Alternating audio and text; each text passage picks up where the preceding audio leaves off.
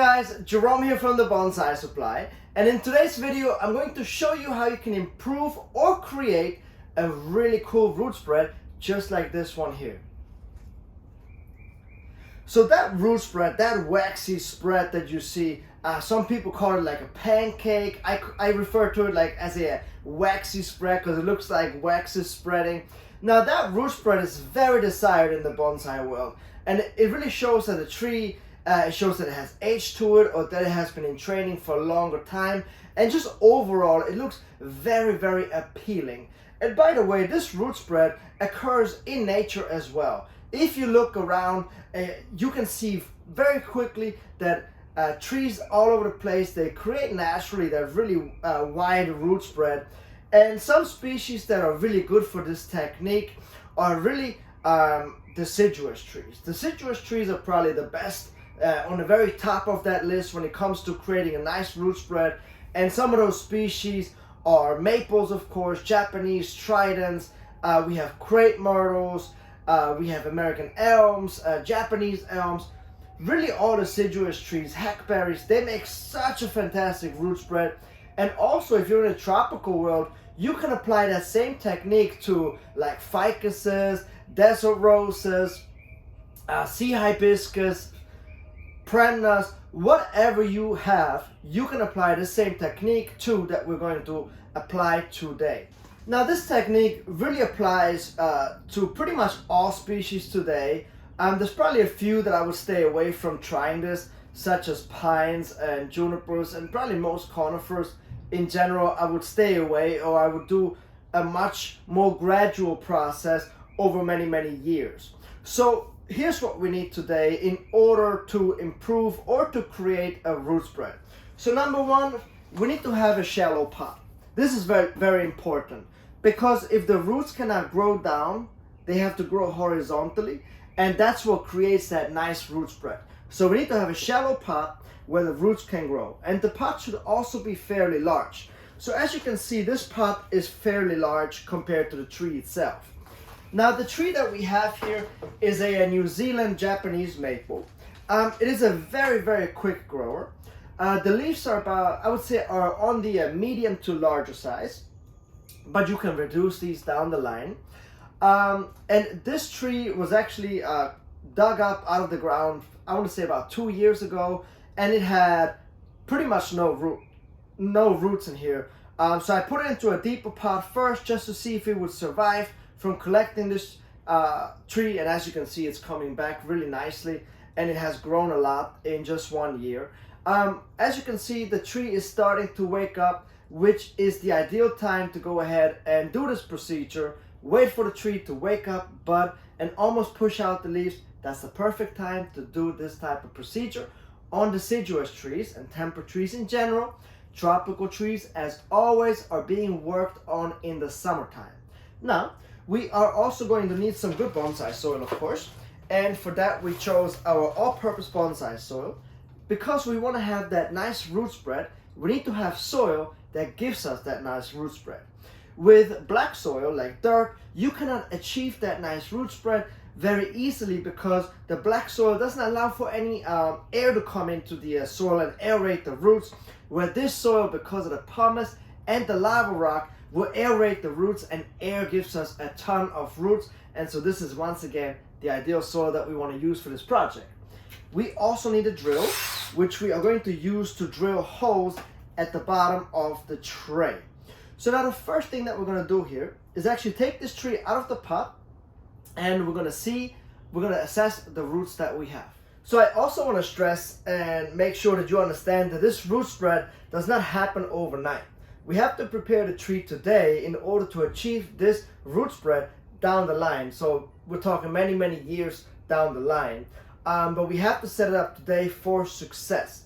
And also, when I work on an old soil, I always like to wear disposable gloves, just because in here we have insecticide, we have fertilizers, so a lot of chemicals. So that's why I like to use gloves.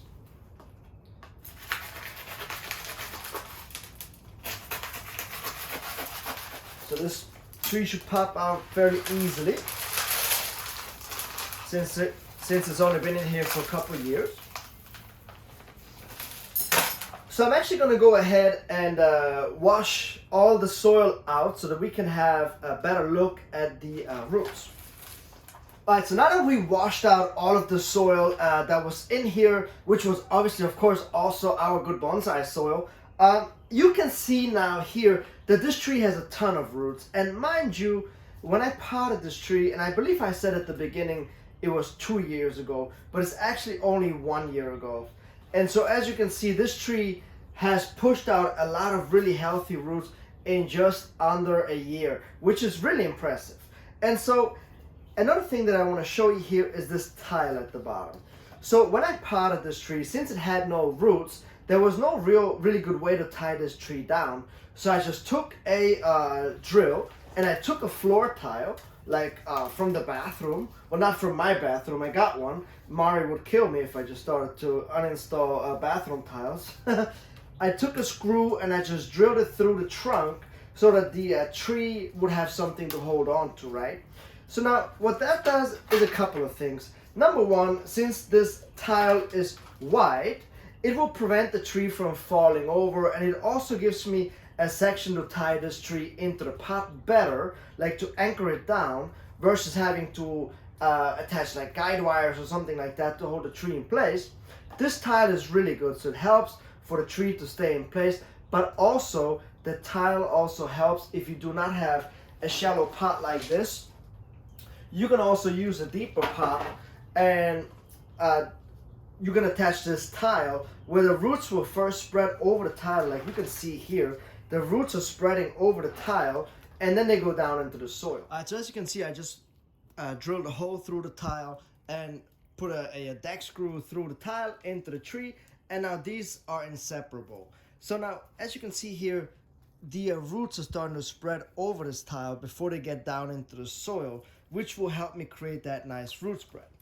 So what we want to do here is actually go through the entire tree and clean up sections such as this one. You see how this root comes out and it just goes across like that? We want to cut this root off because all we want is we want the roots to come from the trunk and then spread out like that. And so we have another root over here that's doing the exact same thing. So it comes out, it goes down, and then it comes out. We're also going to take this off. And then we're going to take a chopstick and just clean out some of this soil here to see what we get here. And then we want to fan them out right now. So when we pot it into the new pot, we're going to go ahead and fan out the roots like that.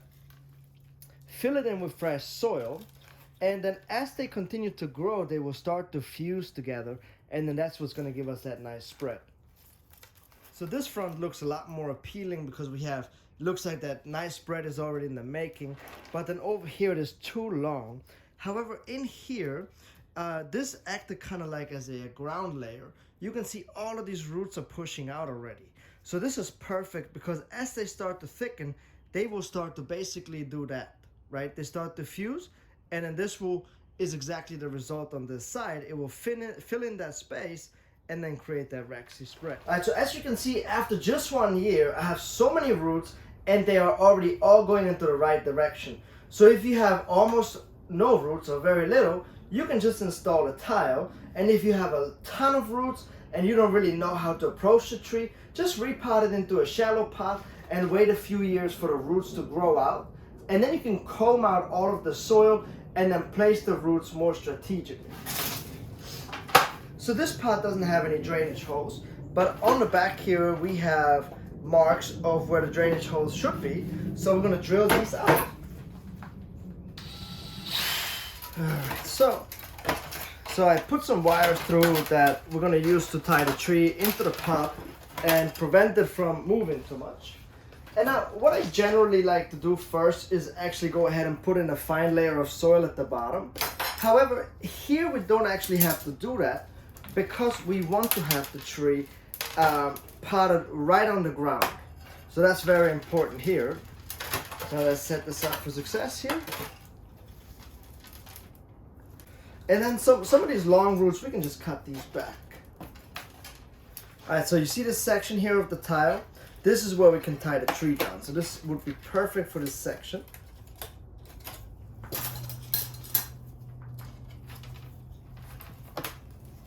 Alright, so now at this point here, I'm gonna go ahead and spread out these roots. So I kind of untangle them like this, and then I just lay them flat like that. Because if they're tangled like that, they will also grow like that. So you want to untangle that, and you can use that with your fingers, and then we're just going to spread it out like that, and then cover that with fresh soil. So now since the roots are still fairly thin and fragile, I'm just going to untangle them with my hands from this basically, and fan them out like that.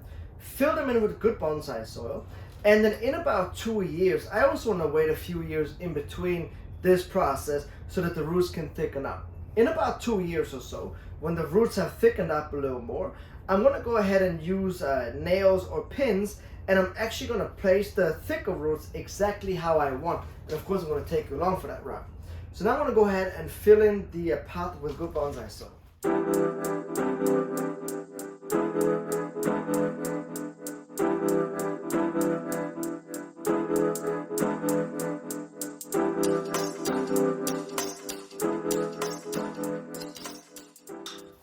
Alright, so now that the entire pot is filled in with soil and the air pockets are worked out, and if you noticed, I poured the soil on top of the roots, and then I took my hands and I pushed it like that down in between the roots so that I would not tangle them up again.